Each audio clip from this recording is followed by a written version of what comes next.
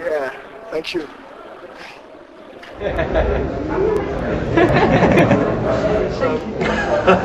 I know what you're thinking.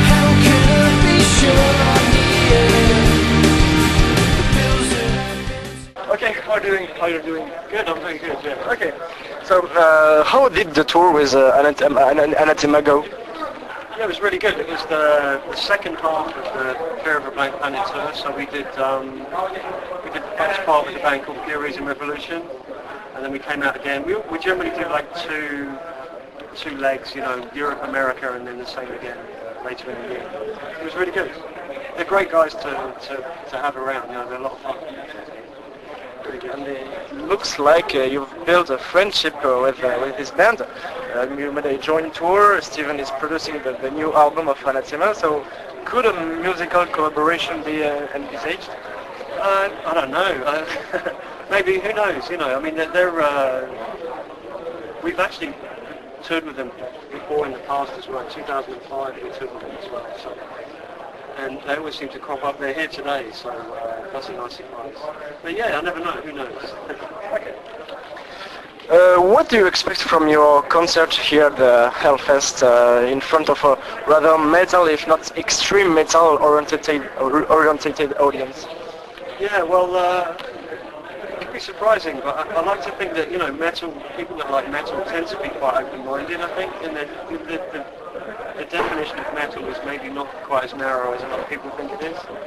And I'm pretty confident that it will go quite well. We played Download last year, and one of the things about Download was quite a heavy crowd there as well, but we went down really well, so it's really good for us to do that. We've definitely got a lot of new people come to the band because of that, so we're hoping to kind of repeat that here.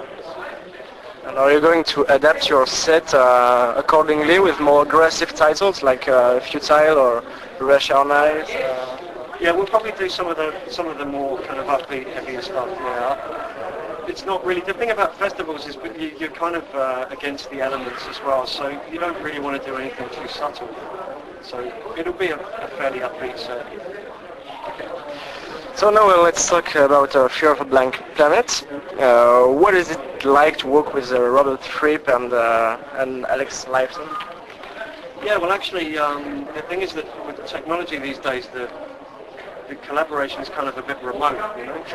So you can send music to people and they can do their thing and then send it back to you, and you don't actually really have, it's more like they have a lot more freedom because you're just giving them something to do and then they do it, you know what I mean? You're not there saying, oh, why don't you try this, why don't you try that? They're not necessarily making suggestions about what you're doing. So it was sort of, I think the result was really good.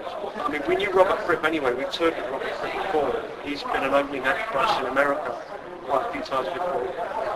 And Gavin now plays with King Crimson. So there's a bit of a connection there. And Alex Lifeson we met a few times. He came to one of the gigs we did in Canada. And he's a really nice guy, and he was obviously interested in playing on the record, so, you know, why not?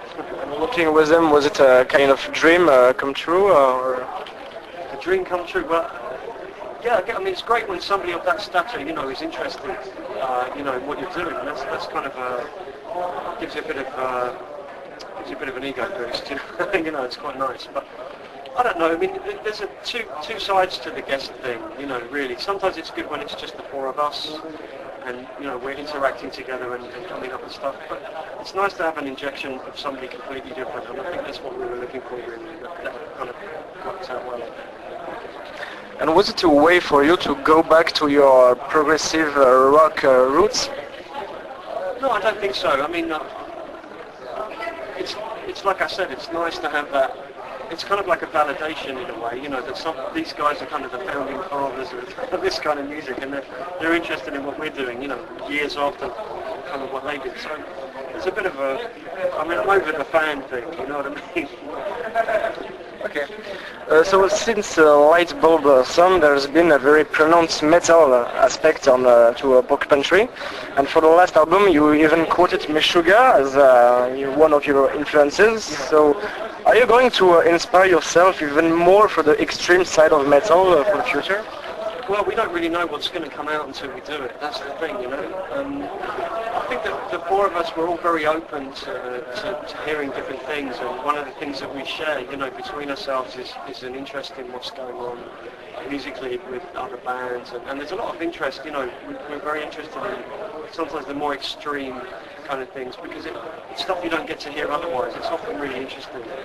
And Meshuggah, that album, Destroy, Erase, Improve, was a big favourite of ours on the tour bus, you know, when we were touring around for Lightbulb Sun. So I guess it kind of filtered through a bit to the music, but I don't know what's going to happen in the future, you know. I mean, it might be nice to do something completely acoustic and go completely against the expectation, you know. So now what do you listen to, some extreme metal? Me personally, well, I'm a big fan of Phantoms. That's not really extreme metal, but anything that's kind of really, really surprising. I like Dillinger Escape Plan, that's great. All that kind of stuff, that's right up my street. Okay, all the members of Porcupine Tree have their own side projects. Do you think that it's this detachment that makes the band stronger? Yeah, I think so. The thing about having to spend a long time together, you know, on tour and all the rest of it, is that you actually run out of things to say to each other, you know, and it's very much like an enclosed environment that you're in with the band and the crew, and, you know, you're working every day. It's really nice for me personally. I love to do something completely different that's got no association and no kind of, you know, in my mind, it's a completely different thing to do, and I think we all kind of feel like that. And when we come together again, it's like we've had a break, you know, we've had the time to do our own thing. It makes for a stronger team, I think, you know. Okay, is it something you would advise to every band? Well, it's very much down, you know, bands are made up of personalities, you know, and it might not suit everybody to do that, you know. I mean, some bands, you know, rehearse every day and get together every day for years and years, and that's a big part of what they do and how they come up with what they do. But for us, I think, you know, we kind of value the time away from the band as much as we do when we get together to do it, you know. Okay. For a very long time, Steven Wilson refused to use the words progressive metal to describe the style of Porcupine Tree, because at the time prog metal was limited to very technical music. The strength of Porcupine Tree lies in its atmospheres and in the complexity of the structures. But do you see yourselves as good musicians in the technical sense of the word? I don't really think about that, to be honest, you know. I mean, the thing is that whether you play your instrument well or whether you know, there's a certain thing about music is an ensemble thing, you know, and you can have a band of great musicians that don't sound very good together, you know. So, for example, well, I don't want to get drawn into that, you know, but I mean, we all know that, yeah. So, but there is, I know what you're thinking, but there is, you know, the sum of the parts, you know, is greater than the whole. And for me, one of the attractions of playing is that when you're playing, you know, if you're doing a live concert, you're creating an atmosphere, and it's bigger than everybody. It's bigger than the whole audience and everything combined. There's something quite unique, quite special. And that's more important than me standing there playing my bass going, look how fast I can move my fingers, you know. That's my personal take on it, you know. But the thing is progressive as well. The word progressive, it has been a bit of a dirty word, you know, for a long time. It doesn't seem to be that way.